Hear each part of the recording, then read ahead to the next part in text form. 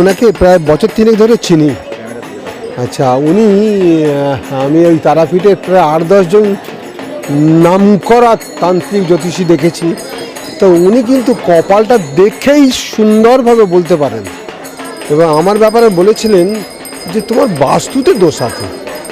তো আমি বলেছিলাম বাস্তুতে দোষ তো বহু লোকেরই থাকে, বলে ওই তো বাস্তুতে দোষ থাকে, সব মানুষ ইগনোর করে। উনি দৃঢ়ভাবে আমাকে বলেছিলেন এই বাস্তুর সমস্যাটাকে সমাধান করতে পারলেই জীবনের বহুবিধ বাধা কেটে যাবে।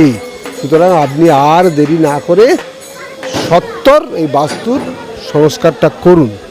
তো যাই হোক, বাস্তু সংস্কারটা ওনার কথা মতো আমি করে উপকৃতই হয়েছি।